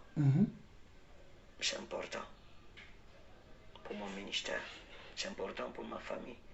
Je ne soumettrai plus ma famille à cette épreuve, ni mon ministère. J'ai posé un acte en toute bonne conscience. On a tourné cela contre moi, ça ne fait rien. Je pense que ma décision est prise et elle est ferme. Je mets un terme à cette union, à cette relation, tout en priant que Dieu aide les parents de Maman Alexandra de lui trouver un homme qui ne va pas la manger dans la sorcellerie, qui ne va pas la sacrifier ou qui ne va pas la tuer comme il a tué sa défunte épouse. Pour le reste, je suis de mon enfance habitué aux guerres de l'Éternel. Je continuerai les guerres de mon Dieu et cette épreuve de plus ne me branlera pas. L'adage hébraïque dit Naftali Elohim Niftalti. J'ai combattu les guerres d'Elohim. Bonne année 2025 et je ne souhaite pas ceci, même pas à mes ennemis. Que Dieu vous bénisse. Shalom. Amen. J'espère que vous avez écouté vraiment avec beaucoup d'attention cette partie. Je me suis beaucoup contenu pour ne pas trop commenter parce que je vais faire les commentaires tout à l'heure. Mais souvenez-vous que ce monsieur, dans son message, il a parlé de l'opinion publique, il a parlé de son ministère, il a parlé de la maman d'Alessandra, il a parlé de la famille d'Alessandra, il a parlé de son ami qu'il a invité à Lille, il a parlé de ce qu'il a subi, il a parlé qu'on l'a même signalé au consulat français et il a dit qu'il a beaucoup réfléchi. J'aimerais bien que vous retenez ça. Il a dit qu'il a beaucoup réfléchi et qu'il met un terme à ce mariage. Il met un terme à ce mariage. Le mot mettre terme veut dire mettre fin. C'est ça que nous lui reprochons. C'est ça que nous disons, que nous appelons on l'appelle comment? Le divorce, on appelle ça la séparation, on appelle ça la répudiation. Et dans mes précédentes vidéos, ceux qui m'ont suivi dès le début de cette affaire, j'ai dit que comme la maman, comme le papa d'Alessandra n'a pas permis ce mariage, qu'au vu de ces éléments, bibliquement parlant, doctrinalement parlant, la sœur Alessandra n'est pas encore mariée. Doctrinalement parlant, bibliquement parlant, au vu de tous ces éléments-là, la sœur Alessandra n'est pas encore mariée. Voilà pourquoi je vous ai parlé dans la vidéo que j'ai fait où j'ai été très dur avec ce monsieur. C'est qu'il a obligé à sortir, à faire cette vidéo que je vais vous montrer tout à l'heure. J'ai été très clair là-dedans parce que nous sommes des serviteurs de Dieu. Nous nous enseignons la parole de Dieu telle qu'elle a été enseignée dès le commencement. Nous ne prenons pas parti. Nous ne sommes pas des blogueurs. Nous ne sommes pas des gens qui sont là et qui suivent la mouvance. Nous, notre carnet de route, notre feuille de route, c'est la parole. J'aimerais, avant de vous montrer la deuxième vidéo, vous lire un passage dans Jacques. Que le Seigneur vous bénisse pour votre patience. Dans Jacques chapitre 3. Jacques chapitre 3, nous allons lire à partir du verset 4 jusqu'au verset... jusqu'à ce que le Seigneur me dise, c'est bon. Jacques chapitre 3, à partir du verset 4, dit ceci. Voici, même les navires qui sont si grands et que poussent les vents impétueux sont dirigés par un très petit gouvernail au gré du pilote. De même, la langue est un petit membre et elle se vante de grandes choses. Voyez comment un petit feu peut embraser une grande forêt. Vous voyez comment un petit feu peut embraser une grande forêt. La langue aussi est un feu. La langue aussi est un feu. C'est le monde de l'iniquité. La langue est placée parmi nos membres, souillant tout le corps et enflammant le cours de la vie, étant elle-même enflammée par la géhenne. Verset 7. Toutes les espèces de bêtes, d'oiseaux, de reptiles et d'animaux marins sont domptés et ont été domptés par l'homme. Mais la langue, aucun homme ne peut la dompter. Mais la langue, aucun homme ne peut la dompter. C'est un mal qu'on ne peut réprimer. Elle est pleine d'un venin mortel. Elle est pleine d'un venin mortel. Par elle, le verset 9, nous bénissons le Seigneur, notre Père, et par elle, nous maudissons les hommes faits à l'image de Dieu. Par elle, nous bénissons le Seigneur, notre Père, et par elle, nous maudissons les hommes faits à l'image de Dieu. Verset 10. De la même bouche sortent la bénédiction et la malédiction. Il ne faut pas, mes frères, qu'il en soit ainsi. Regardez bien le verset 10. Hein. De la même bouche, nous sommes dans Jacques 3, le verset 10, il dit, de la même bouche sortent la bénédiction et la malédiction. Il ne faut pas, mes frères, qu'il soit ainsi. Il ne faut pas, mes frères, qu'il soit ainsi. Cet homme a parlé mal de cette femme, a parlé mal de sa maman, a parlé mal de cette famille. Et cette famille aussi, ils ont mal parlé de lui. Ils ont mal parlé de ce monsieur aussi, de ce qu'il fait parce que ils jugent que ce monsieur ne correspond pas à leur fille. Ils ont leur raison. C'est leur fille. Maintenant, regardez les vidéos suivantes. Regardez les vidéos suivantes.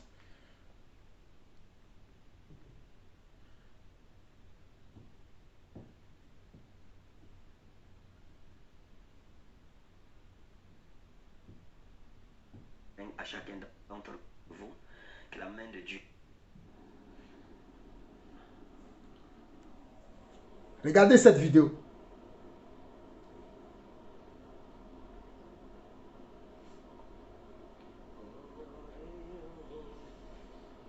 Celle-là, je ne vais pas l'arrêter. Vous allez l'écouter jusqu'à la fin. Je vais juste avancer un peu parce que cette partie... Il y a des choses qui arrivent que nous n'arrivons pas à comprendre. Des choses qui nous arrivent parfois que tu ne peux pas expliquer. Si le Seigneur n'est pas avec toi, les gens peuvent dire tout ce qu'ils veulent. Les gens peuvent te traiter de sorcier, de ritualiste. Les gens peuvent te traiter de tout. Needed trusted real estate agents, True Broker.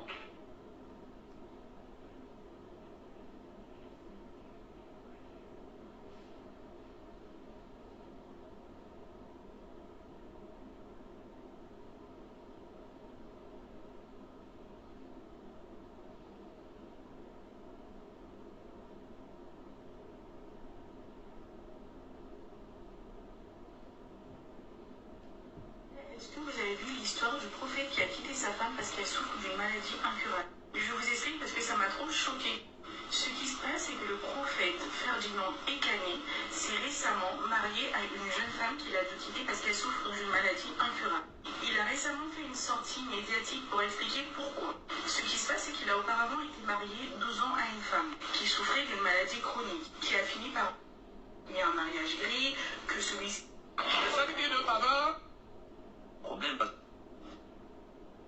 a dit à sa tante, à Bangui, si tu m'avais montré un seul résultat. Problème parce que je me dis, ok. Écoutez.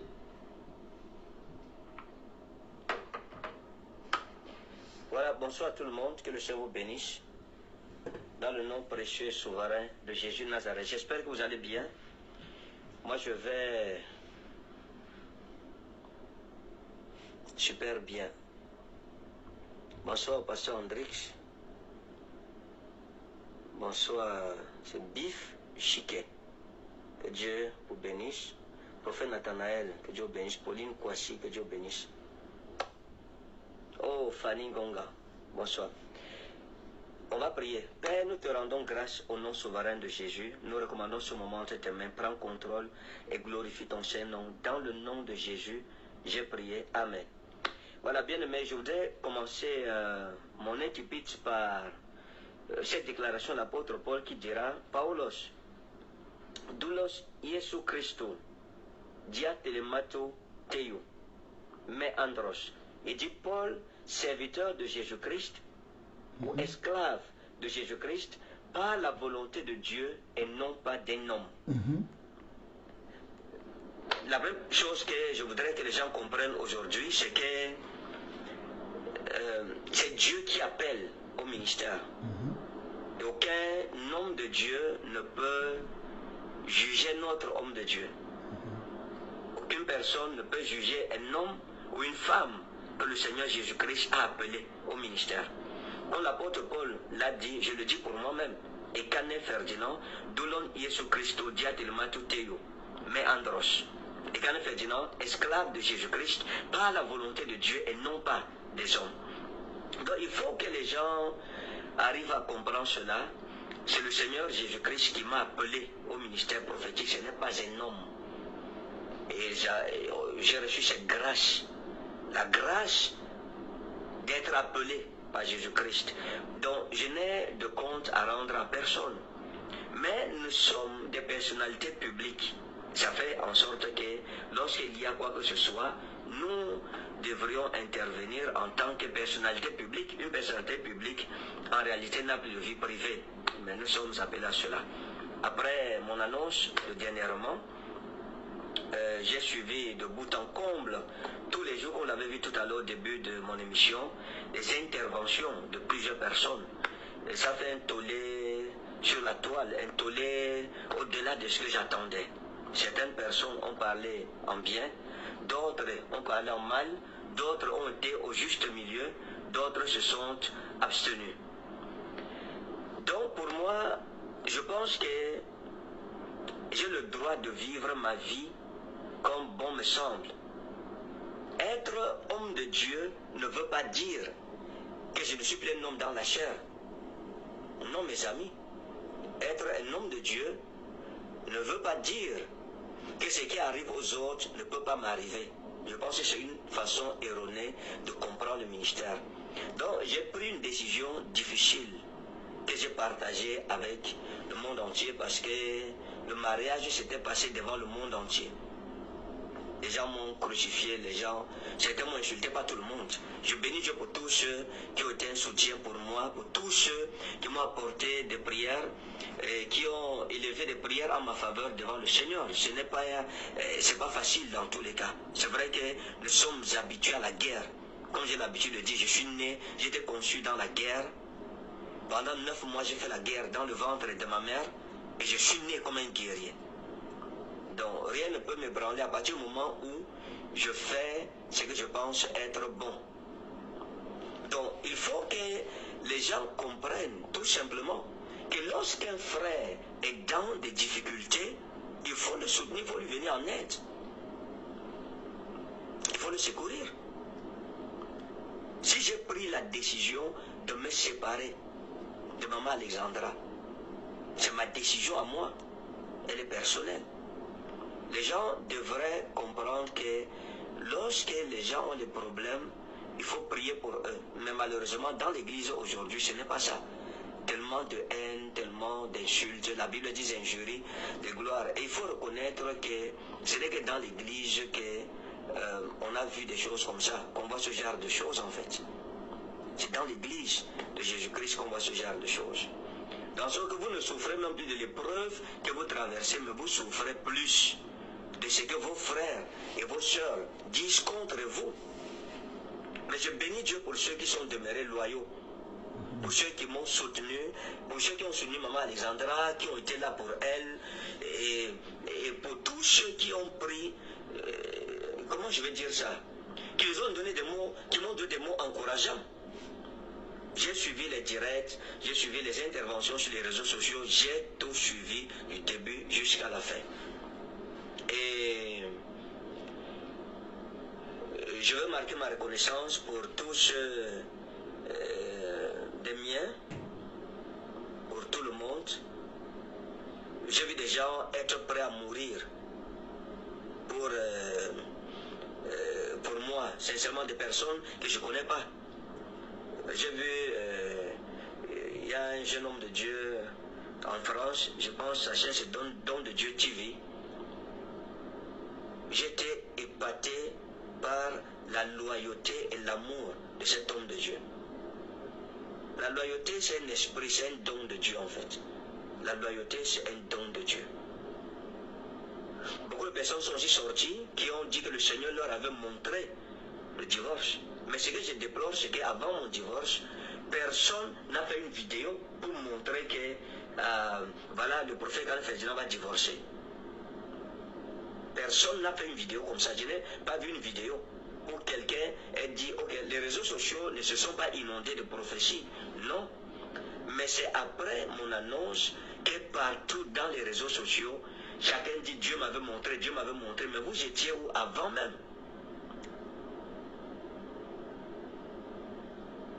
Avant, pourquoi avant ça, les gens n'ont pas vu?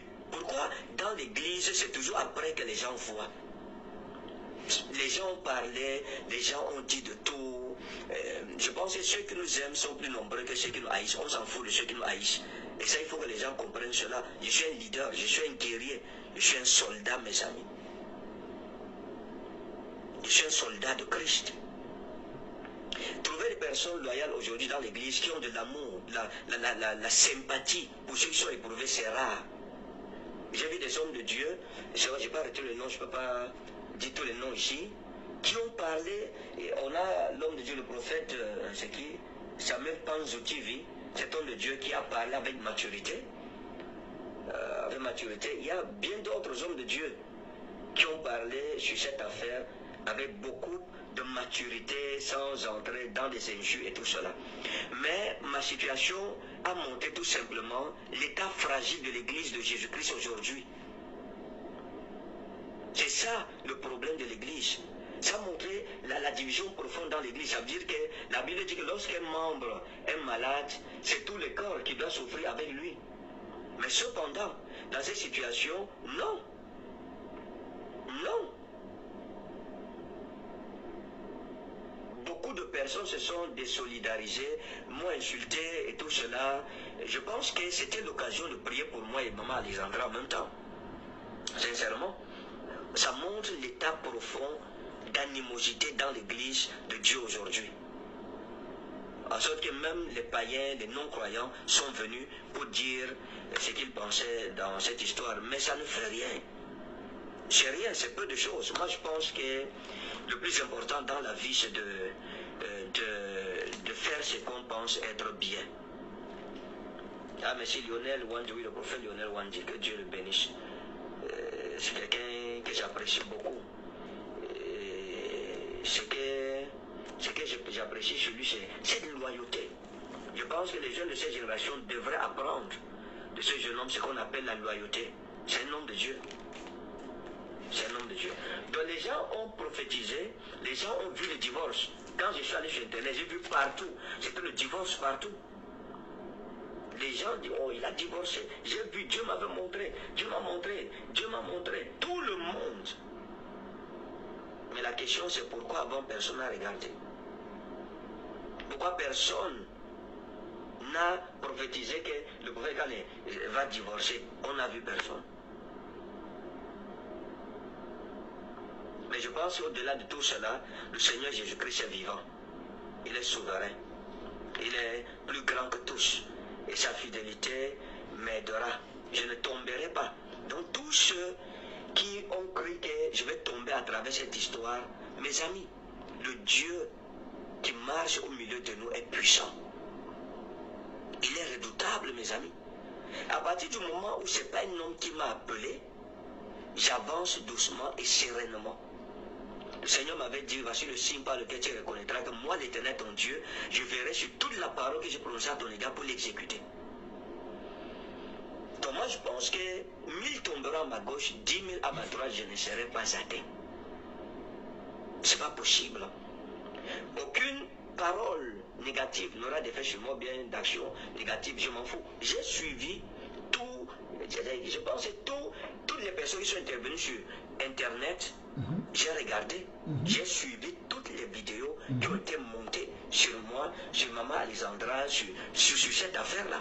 Les gens sont même allés jusqu'à dire des choses que moi je n'ai pas dit dans ma communication. Écoutez bien. Dans ma communication, je n'ai jamais parlé de divorce ou de répudiation. Je n'ai jamais cité le nom d'une maladie. Non. Jamais de la vie. Donc mes amis, je pense que l'Église de Jésus-Christ au Cameroun et dans le monde entier aujourd'hui, il faut prier. Il faut prier.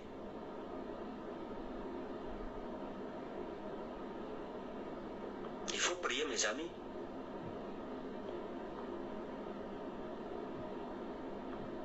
Je veux dire merci à tous mes fils qui ont été là à mes côtés pour m'encourager.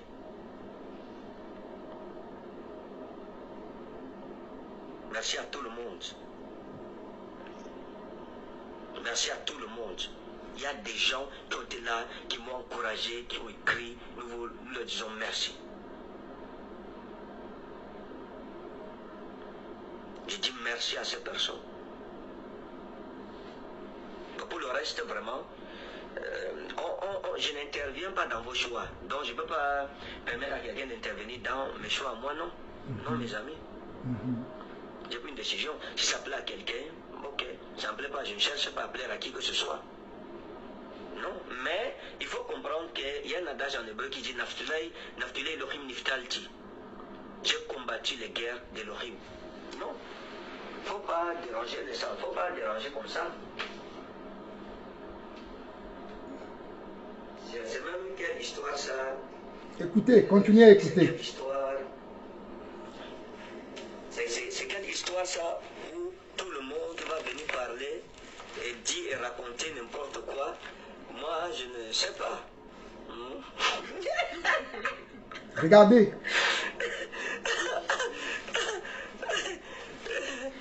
Non, c'est pas gentil, on ne fait pas ça. On ne fait pas ça à un frère en Christ. Non, mes amis, les frères en Christ doivent se soutenir. Je lui dis, salut les gens, je t'en prie. Bonsoir, bonsoir. J'espère que vous allez bien. Que Dieu vous bénisse en tout cas. On est là, hein. On est là. Voilà, je vous présente Maman Alexandra. On est ensemble, on s'est retiré pour la lune de miel après décembre, après le 31 décembre, on a décidé de se retirer en lune de miel et ensemble nous avons suivi de près, ici où nous sommes, on a suivi de près toutes les interventions, toutes les prophéties et nous nous sommes lancés juste un défi avec Maman Alexandra.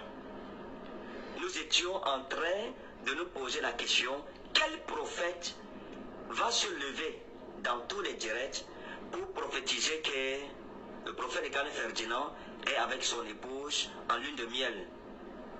On n'en a pas vu un seul. On a suivi tous les lives. Ce que nous avons vu, on a vu les gens dire que Dieu a montré qu'ils ont divorcé. On n'a pas divorcé. On ne s'est jamais séparés. On est toujours ensemble par la grâce du Seigneur. Jésus de Nazareth, Maman Alexandra, vous la voyez, toujours ravissante.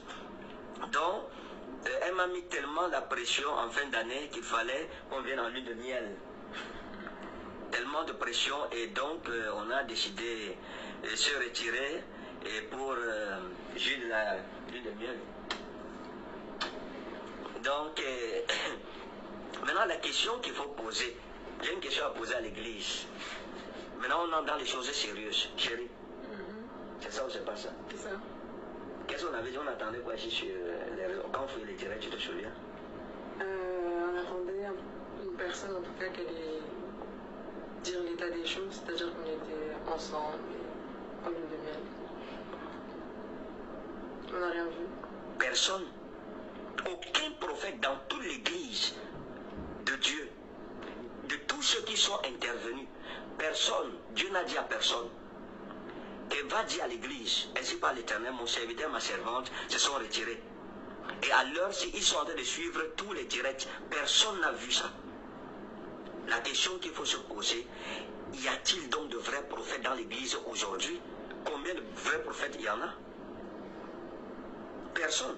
Et ceci doit nous enseigner une leçon fondamentale. Les choses des prophètes, faites attention à ça. Méfiez-vous des choses des prophètes. Les choses des appelés. On ne met pas la bouche directement, on ne tombe pas. La question c'est, parce que tu sais, on a vu des directs, beaucoup de personnes ont dit que je suis un faux prophète, pourquoi je n'ai pas vu? Maintenant, la réponse que je donne, c'est vous. Pourquoi vous ne voyez pas ça? Si je ne faisais pas le direct avec ma femme, personne ne trouverait qu'ils ont voyagé. Ils se sont retirés de tous les bruits de la terre pour jouir de leur mariage. Pourquoi aucun prophète n'a vu ça? Pourquoi? Maintenant, on a fait le direct, c'est là que les gens vont revenir sur les réseaux sociaux, ils vont dire quoi? Dieu nous avait montré qu'ils étaient réconciliés. Oh, Dieu nous avait montré qu'ils avaient divorcé. Après, ils sont retournés au tribunal, ça s'est arrangé. Dieu nous avait montré qu'ils étaient ensemble. Mais pourquoi Dieu ne montre pas avant? Sincèrement.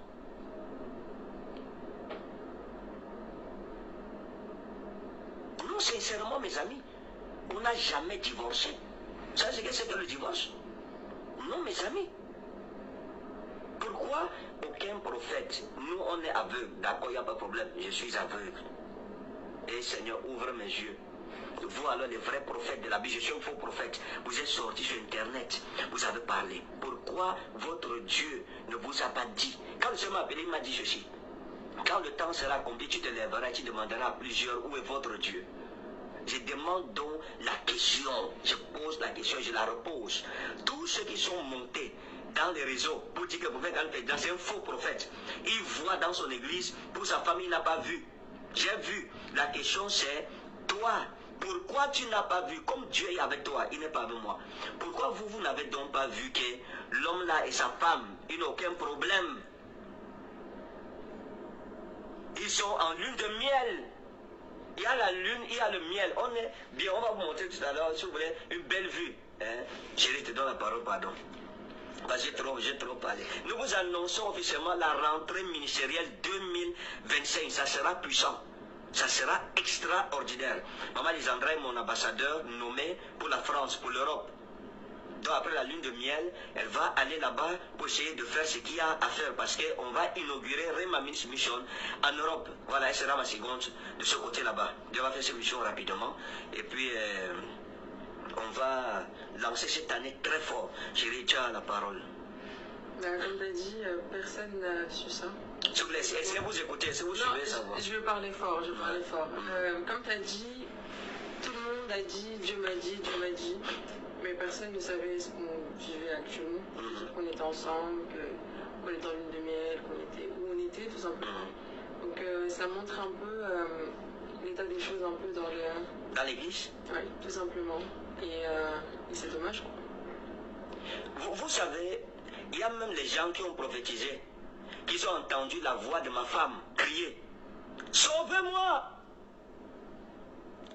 Et ils ont dit « Ma fille, sors de ce mariage !» De qui se moque-t-on? De quel Dieu parle-t-on? Non, sincèrement. Je pense que les personnes qui sont assez intelligentes, elles me connaissent un peu.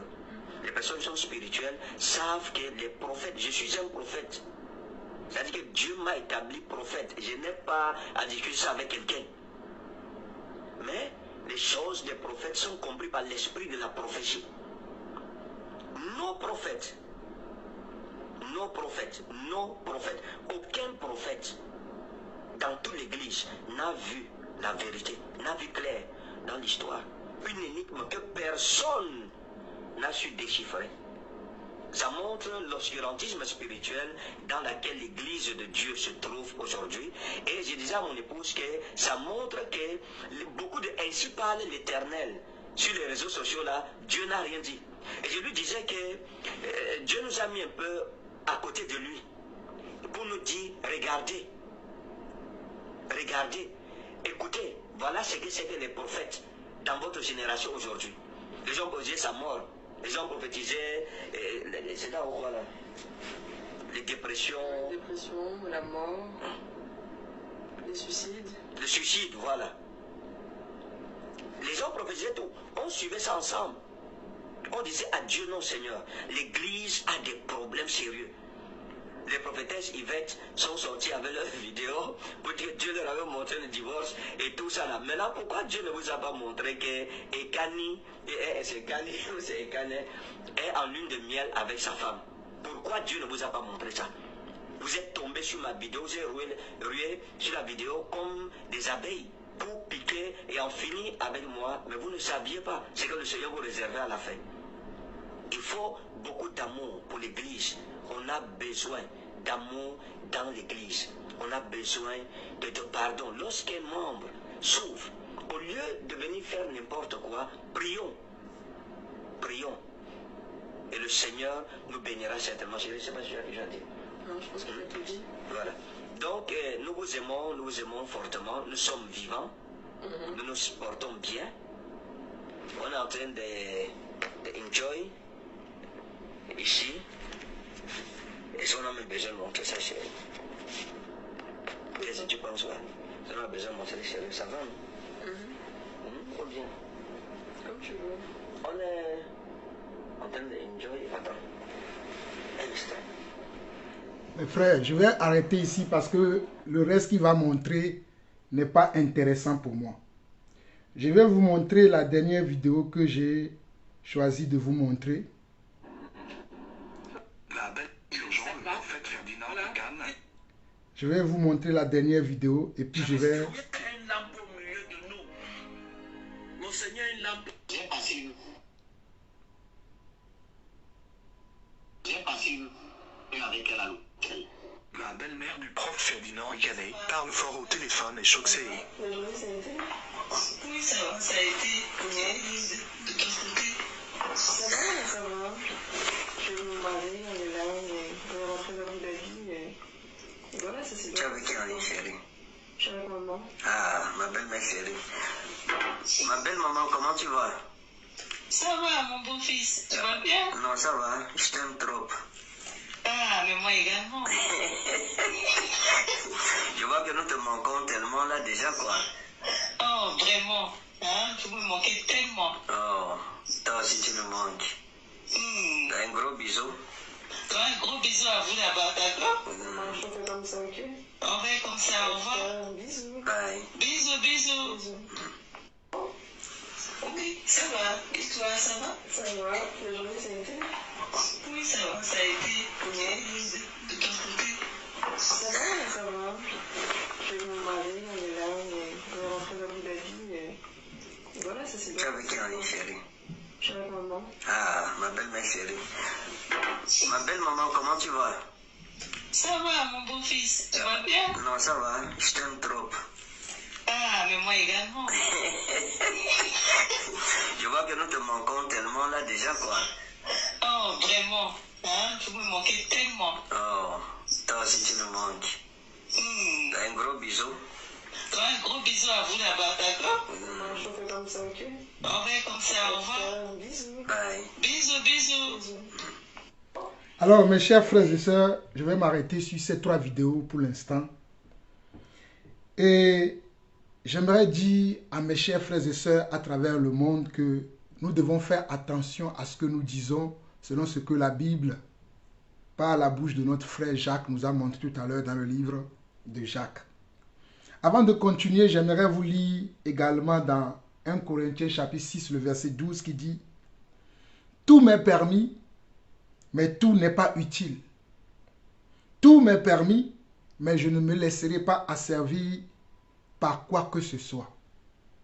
Tout m'est permis, mais tout n'est pas utile.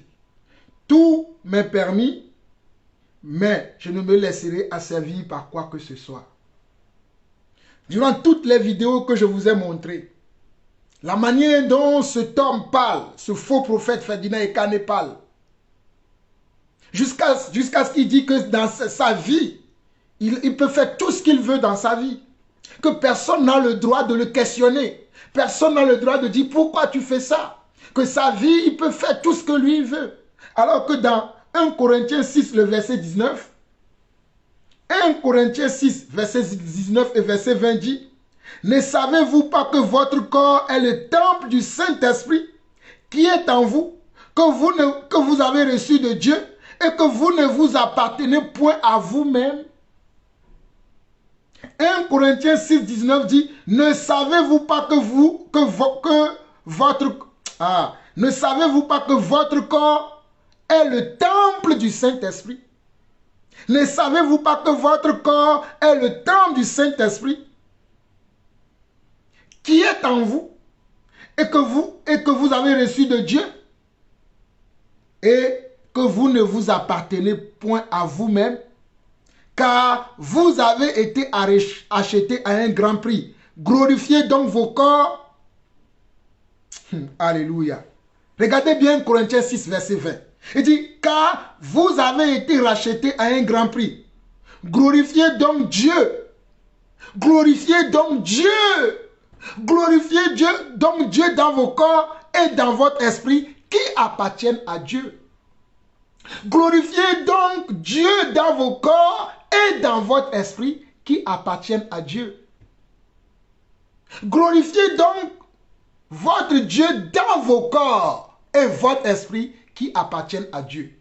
Dans tout ce que je vous ai montré, cet homme est en train de se glorifier lui-même.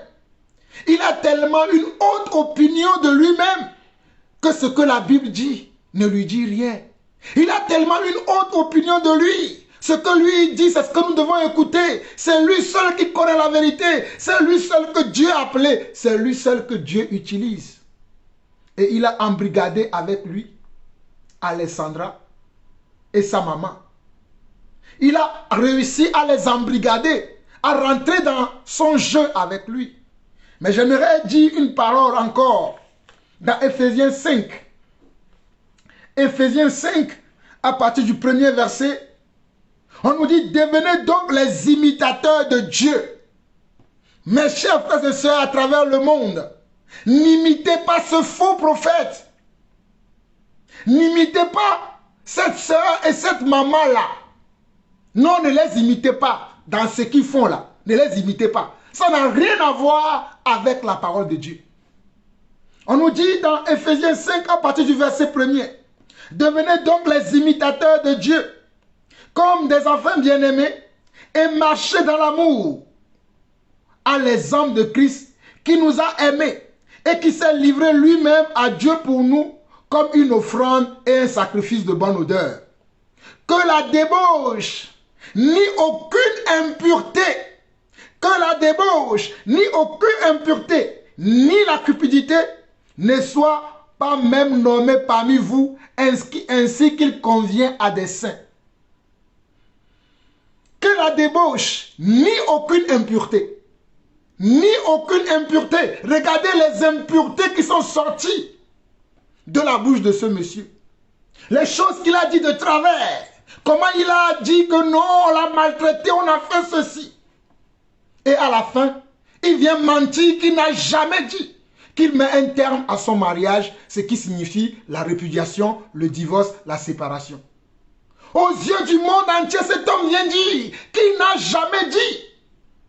Alors que dans la précédente vidéo qu'il avait faite, il avait bien dit que, en ayant bien réfléchi, il met terme à ce mariage compte tenu de tout ce qu'il nous a raconté.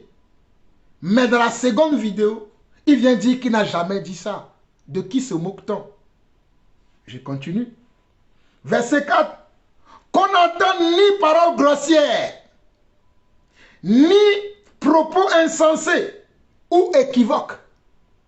Cet homme qui est en train de dire que bon, voilà, ils ont fait tout ça là parce qu'ils voulaient voir l'état de l'église, ils voulaient savoir quel est l'état des prophètes. On nous dit, dans Éphésiens 5, le verset 4, qu'on n'entend ni paroles grossières, ni propos insensés ou équivoques, choses qui sont contraires à la bienséance, qu'on entend plutôt des actions de grâce.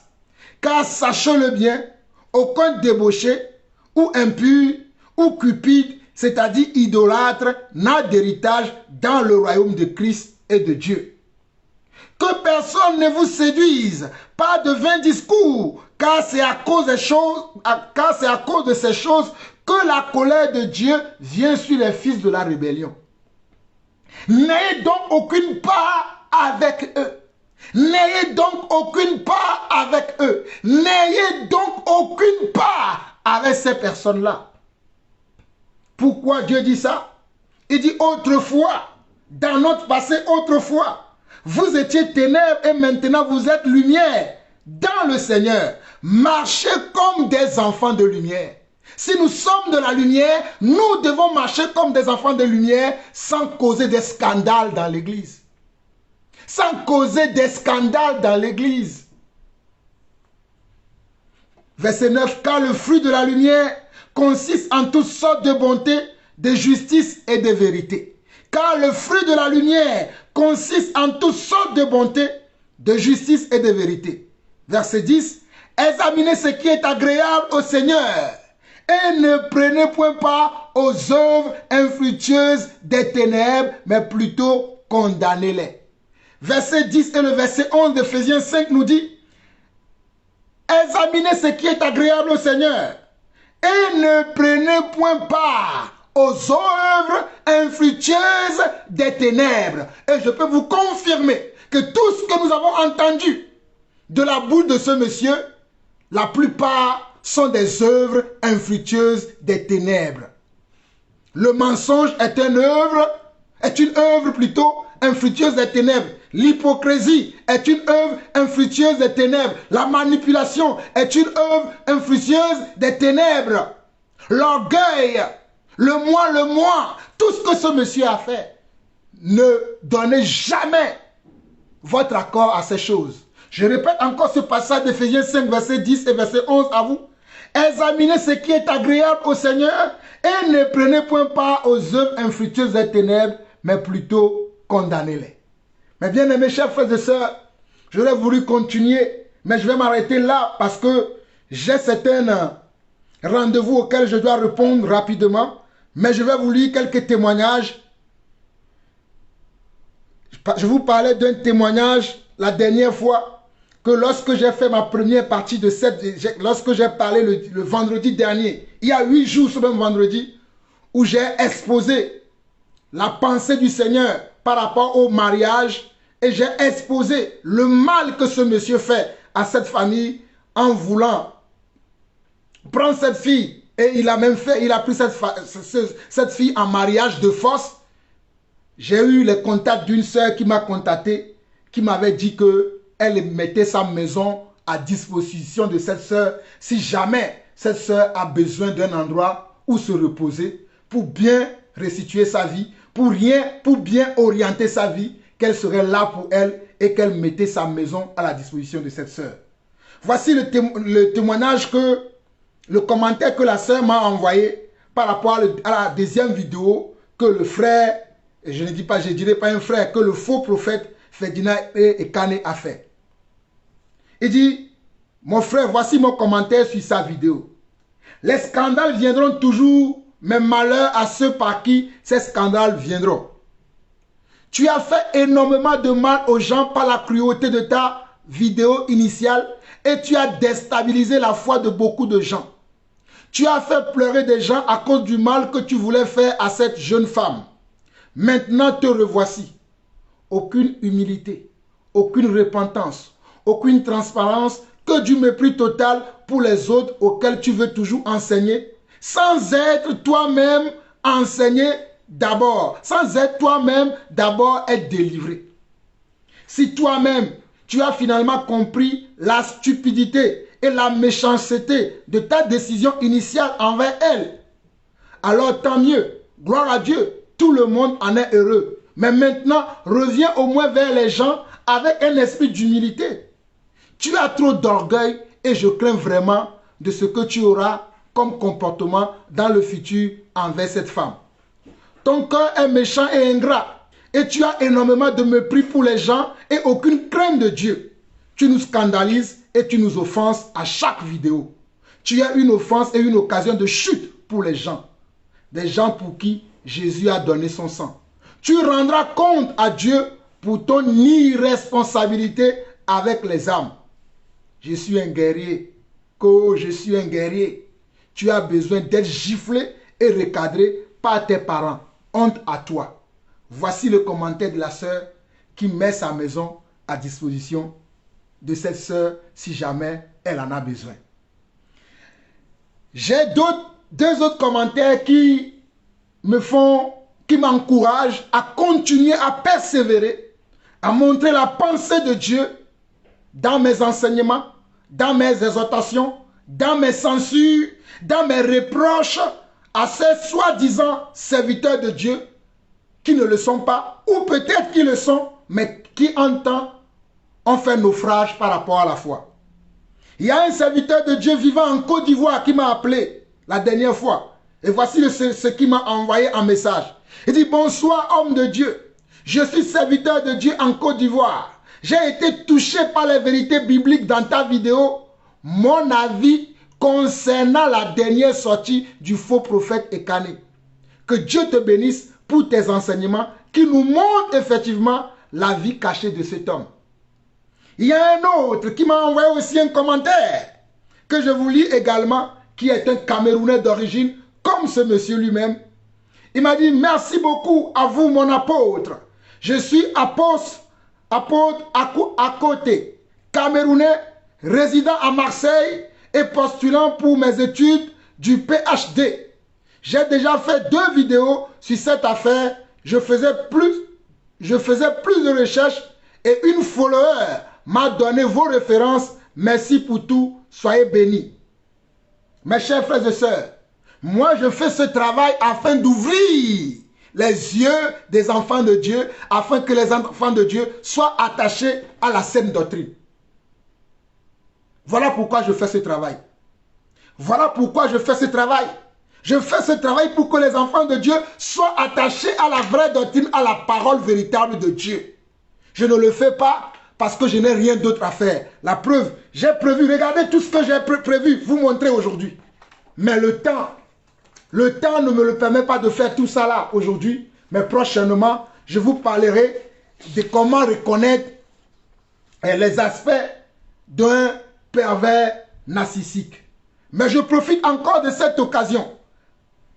Je profite encore de cette occasion. Selon 2 Timothée, chapitre 4, je vais lire ça pour vous. 2 Timothée, chapitre 4 qui dit, 2 Timothée, chapitre 4, verset 2 qui dit: prêche la parole, insiste en toute occasion, favorable ou non, reprend, censure, exhorte avec toute douceur et en instruisant. Prêche la parole. Donc j'ai prêché encore la parole aujourd'hui. Je vous ai montré encore la vérité de Dieu aujourd'hui. Et j'appelle à la repentance. La sœur Alessandra, sa maman aussi, je vous appelle encore à la repentance. Repentez-vous avant que cela ne soit trop tard. Repentez-vous avant que cela ne soit trop tard. Repentez-vous, repentez-vous, repentez-vous avant que cela ne soit trop tard. Repentez-vous. Toutes les personnes qui sont liées par cette affaire, toutes les personnes qui sont liées par cette affaire, qui ont peut-être fait des commentaires qui ne seront pas justes, qui ont peut-être dit des choses, mais ces choses-là, ils ne les ont pas dit dans la transparence et de la vérité. Dieu me dit de vous dire, repentez-vous. Dieu me dit de vous dire, repentez-vous. Je vous lis un dernier passage, Matthieu chapitre 10, Matthieu chapitre 10, Matthieu chapitre 10, Matthieu chapitre 10, Matthieu chapitre 10, lisons du verset 24 au verset 28 qui dit: le disciple n'est pas plus grand que le maître, ni le serviteur plus que son seigneur. Il suffit au disciple d'être traité comme son maître et au serviteur comme son seigneur. S'ils ont appelé le maître de la maison Belzéboul, à combien plus forte raison appelleront-ils ainsi les gens de sa maison? Ne les craignez donc point, car il n'y a rien de caché qui ne doit être découverte, ni de secret qui ne doit être connu. Ce que je vous dis dans les ténèbres, dites-le en plein jour, et ce qui vous est dit à l'oreille, prêchez-le sur les toits. Ne craignez pas ceux qui tuent le corps et qui ne peuvent pas tuer l'âme. Craignez plutôt celui qui peut faire périr l'âme et le corps dans la géhenne. Je vous lis encore le verset 27 et verset 28 de Matthieu chapitre 10 qui dit: ce que je vous dis dans les ténèbres, dites-le en plein jour. Et ce qui vous est dit à l'oreille, prêchez-le sur les toits. Ne craignez pas ceux qui tuent le corps et qui ne peuvent pas tuer l'âme. Craignez plutôt celui qui peut faire périr l'âme et le corps dans la géhenne. Alors, mes chers frères et sœurs, repentons-nous. Mes chers frères et sœurs, repentons-nous. Mes chers frères et sœurs, repentons-nous. Mes chers frères et sœurs, repentez-vous. Dites la vérité aux enfants de Dieu. Dites la vérité aux enfants de Dieu. Le mensonge, la duplicité, l'hypocrisie, ça n'est assez. Il est temps que vous révélez la vérité au peuple de Dieu. Que celui qui a des oreilles pour entendre, entend ce que l'Esprit dit à son Église. Vous avez écouté votre frère le serviteur, l'apôtre Jean-Paul Lawson.